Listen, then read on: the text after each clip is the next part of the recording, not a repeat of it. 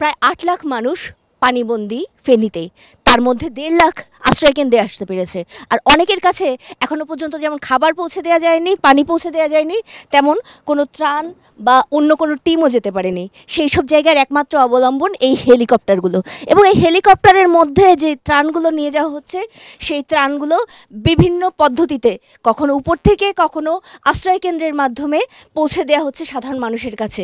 এবং এগুলো না গেলে নৌকা দিয়ে বা ট্রলার দিয়ে বা স্পিডবোট দিয়ে সেগুলো পৌঁছে দেওয়াটা খুবই কঠিন। এই পরিস্থিতিতে বিমান বাহিনীর পক্ষ থেকে ত্রাণ পৌঁছে দেওয়া হবে কিছুক্ষণ পরেই, কিন্তু আবহাওয়া এখনো অনুকূলে নয়।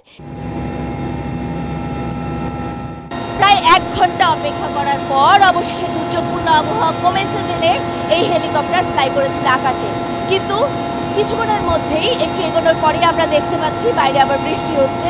এর মধ্যে থেকেই বিমান বাহিনীর যারা সদস্যরা রয়েছেন তারা এমআই সিরিজের এই হেলিকপ্টারগুলো দিনের মধ্যে কয়েক দফা নিয়ে যান বন্যা দুর্গত এলাকায়, কখনো ত্রাণ নিয়ে, কখনো ঔষধ নিয়ে, কখনো আবার চিকিৎসকদের নিয়ে মেডিকেল ফ্যাসিলিটিস দেওয়ার জন্য।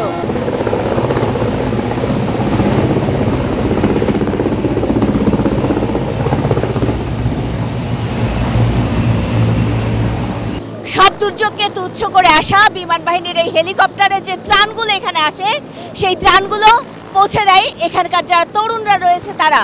পানি কমা শুরু হওয়ার পরে যে সমস্যাটা হচ্ছে, উদ্ধার অভিযানের চাইতে বেশি দরকার হচ্ছে ত্রাণ। উদ্ধার অভিযানের চাইতে, কারণ আশেপাশে যারা তারা মোটামুটি হাইল্যান্ড কিংবা যেরকম বিল্ডিং, ওগুলো বিল্ডিংয়ে আশ্রয় নিতে পেরেছে, কিন্তু এমনও কিছু পরিবার আছে যারা ৩-৪ দিনে কোনো রকমের খাবার পায়নি। তাদের জন্য সবচেয়ে বেশি যে রিকোয়ারমেন্ট সেটা হচ্ছে খাবার। এই খাবারগুলো আমরা এয়ারলিফটের মাধ্যমে কন্টিনিউয়াসলি পাঠাচ্ছি। পানি ইতিমধ্যে নামতে শুরু করেছে। আপনারা জানেন যে আমাদের পার্শ্ববর্তী হচ্ছে ত্রিপুরা রাজ্য ভারতের, সেটা যদি ভারতের পানি যদি ওদিক থেকে আসা বন্ধ হয়, আশা করি আমরা পানিগুলো নেমে যাবে। ইতিমধ্যে আমাদের মানুষ নিরাপদে চলে এসেছে। তবে এই অবস্থা কতদিন চলবে তারা জানে না। তারা চায় দ্রুত এই সমস্যার সমাধান হোক এবং একই সাথে তাদের পুনর্বাসনের ব্যবস্থা হোক। নাদিয়া শারমিন, ৭১, ছাগলনাইয়া, ফেনী।